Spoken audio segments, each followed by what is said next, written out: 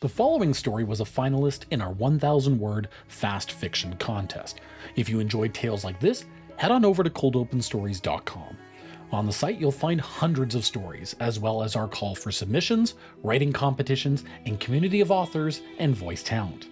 While you're there, you can also check out our award-winning full-cast audio dramas and original content.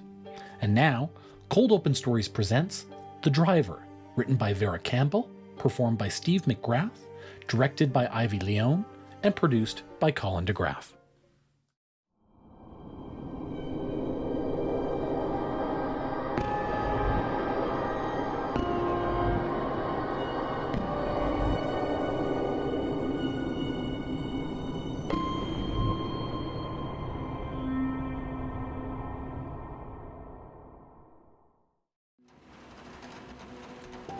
I'm a driver. I take people where they need to go. Who I am is unimportant.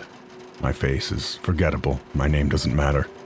I'm just another citizen in the vastness that is the Imperium. I am, however, a professional. Tonight is no different. My charge tonight is a highborn, one of the Terran elite. I drive through the dark streets of the city until I reach a massive building. It was like many of the structures in the city, old and impossibly tall. I pull in front of the entrance and wait patiently. Minutes later, an armed retinue exits the building, flanking a large, red-faced man wearing clothes that appear both incredibly expensive and far too small for his frame. The guards motion for me to step out of the limousine and train their laser guns on me as they ask me a series of questions and demand credentials. I navigate their questions and present my identification. This is standard procedure when transporting important people in this world.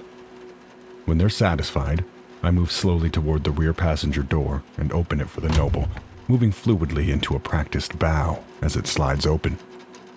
The large man grunts and motions for a guard to inspect the vehicle. I wait several moments until she gives the all clear, and the red-faced man enters the vehicle. The female bodyguard enters after him, followed by another guard, a much larger and imposing man. I slide the door shut and enter the driver's seat. The route is a standard one. I am to transport the man from the building to his quarters, an upscale apartment a few miles away. It isn't a particularly dangerous neighborhood, and an armed guard in armored limo would be more than enough to secure his safe passage. I pull out into the street and drive down the main road. Minutes pass before I notice a crowd blocking the road ahead. The throng mostly consists of disheveled, unwashed dregs. Life here is better for most in the Imperium, but judging from the pale, starved people walking its streets, that would be a hard sell. Imperium forces are present attempting to quell the crowd. It wouldn't be out of the ordinary for the commotion to have been caused by some kind of quarrel over meager food or resources, and that was likely the case here. I stop the car and ask the noble and his guards what they would have me do. The red-faced pig rolls his eyes and sighs, and the guards seem tense and ready for a conflict. He directs me to take a side road, to which I dutifully comply. We turn down a nearby dark alley and continue on our way. A flash of light obscures my vision moments later, caused by a small explosion just ahead. I slam the brakes and the car screeches to a halt. Through the flames, I can see a group of dregs, armed with improvised melee weapons, approaching the car. They seem to come from every shadow in the alley, boxing us in on all sides. The cowardly, self-serving noble shrieks and orders his guards to clear the way, and the female guard exits the limo and opens fire into the crowd ahead. For every one she kills, more seem to seep out of the shadows to take its place. Moments later, another small explosion rocks the limousine, and I'm thrown into the driver's side door. It slides open, and a couple of dregs grab me and pull me out onto the ground. They begin punching and kicking me mercilessly. The passenger door slides open again, and the larger guard joins the fray. His gun flashes as he fires at the attackers. As the dregs panic, I manage to slide out from underneath the massive bodies and leap into the passenger door, slamming it shut behind me.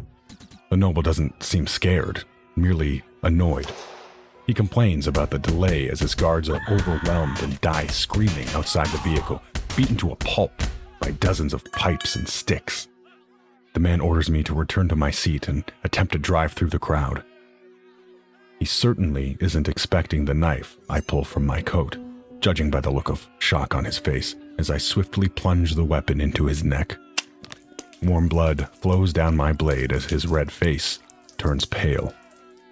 I take the opportunity to stab him a few more times in his chest for good measure. I needed to look like a random attack after all. If I weren't a professional, I'd find a bit of catharsis in the act. Satisfied, I wipe my blade clean and return it to my coat. I slide the door open a crack and slip out of the car, pushing past the dregs as they loot the guards' bodies and others enter the vehicle behind me. I make my way out of the alley and join the larger crowd on the street. I take to limping as I slip into the crowd, my bloodied and bruised frame helping me to blend in. It really wouldn't have mattered what I looked like, since the common folk in the Imperium are just faceless cogs in the machine. An important man died tonight. The Inquisition will come. They may suspect a political rival assassinated the man. They may find the body of the actual limousine driver I murdered. They may even find that the riot was caused by a honeyed word and the promise that there are true gods out there that care about the downtrodden. It won't matter. Confusion is the point, and my bloody act will certainly please my patrons, both mortal and other. Who I am is unimportant. My face is forgettable. My name doesn't matter. I'm just another citizen in the vastness that is the Imperium. I am, however, a professional. I'm a driver. I take people where they need to go.